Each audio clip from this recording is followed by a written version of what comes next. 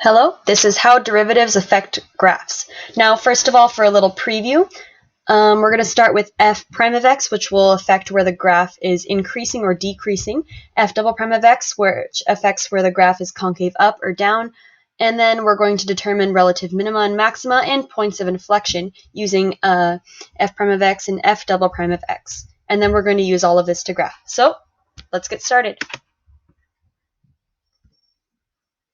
Alright, so the function that we're going to use is x squared over x squared minus 16. First of all, we're going to start with finding the asymptotes. With finding the vertical asymptotes, we're going to set the denominator equal to 0, and so that gives us x equals plus or minus 4. Second of all, we're going to use the leading coefficients of the numerator and denominator because the degrees of the numerator and denominator are equal, and so this is going to be 1 over 1, which is y equals 1.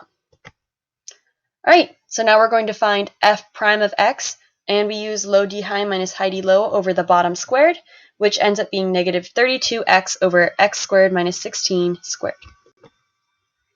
Alright, so now we're going to solve for the critical numbers, which is where f prime of x equals 0 or where f prime of x does not exist. So to find out where it doesn't exist, we're going to set the denominator equal to 0, which gives us x equals plus or minus 4. And to find out where f prime of x equals 0, we're going to set the numerator equal to 0, which is where x equals 0. Alright, so we're going to test f prime of x for all intervals, which is determined by the critical numbers. And we're going to use some test values within these intervals to determine this. Now we're going to plug these into the first derivative of the function. And so we have a positive number for negative infinity to negative 4, a positive number for negative 4 to 0, a negative number for 0 to 4, and a negative number for 4 to infinity. So our conclusion for negative infinity to negative 4 is that it's increasing because f prime of x is positive on the interval. For negative 4 to 0, it's increasing because f prime of x is positive on the interval as well. For 0 to 4, it's decreasing because f prime of x is negative. And for 4 to infinity, it's decreasing because f prime of x is also negative. So the reason that f prime of x has this effect on the graph is because that's the rate of change of our original function, right? So if it's positive, it's going to be increasing from number to number. So now we can find our local maximum and minimum given the f prime of x values, or if it's increasing or decreasing, right?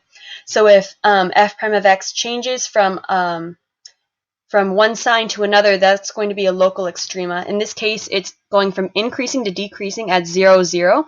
So we have our local maximum. Now keep in mind that when you're using your explanations for these, make sure that you're using calculus language like f prime of x. Don't be using algebra explanations. Alright, so next we're going to find f double prime of x using the same formula that we did before, the quotient rule, low d high minus high d low, over the bottom squared. Alright, so now we're going to find possible points of inflection. We use a process very similar to the critical numbers, setting the denominator equal to 0, in which case we don't actually get anything because that leaves us with x squared equals negative 3 over 16, and that doesn't give us, you can't take a square root of a negative number. And for f double prime of x doesn't exist, we're going to set that denominator equal to 0, which gives us plus or minus 4 once again. And now we have a very similar thing going on for all of the intervals that are determined by the possible points of inflection and test values within those intervals. Alright, and now you're going to plug these into f double prime of x. And make sure that you keep in mind the positive and negative signs of these. It's positive from negative infinity to negative 4, it's negative from negative 4 to 4, and it's positive from 4 to infinity.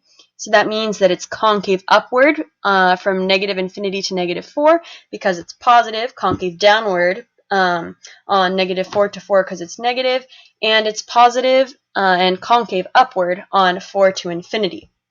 Now this is kind of the same thing as before, right? So our rate of change of f prime of x is going to be positive from negative infinity to negative 4. So that means that it's going to be increasing on that interval, right? So our our graph of f is going to be getting steeper and steeper and steeper as we go along, so it's going to be concave up. And following that logic, it's concave down and then concave up once again. Now for the points of inflection, something a little different happens. There's no actual points of inflection for this graph, because the only places where the graph changes concavity is at the vertical asymptotes. And so there's no actual points there because there's no y values at our vertical asymptotes. So while it changes concavity, we do not actually have any specific points. All right, so far we know that there are asymptotes at x equals plus or minus 4 and y equals 1, and that f of x increases from negative infinity to negative 4 and negative 4 to 0. You have to keep these separate because of that vertical asymptote, and it decreases from 0 to 4 and 4 to infinity, and there is a local maximum at 0 to 0, at 0, 0. F of x is concave up on negative infinity, negative 4, and 4 infinity, and concave down on negative 4, negative 4. All right, so let's get started with graphing.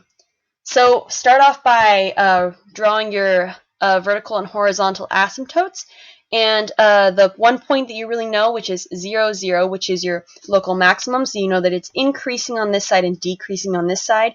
And we know from our f double prime of x that it is going to be concave down on this interval. And now on the left, it's going to be concave up and increasing, and on the right, it's concave up and decreasing. So we have our complete graph here. Thank you for watching, and I hope that that was helpful.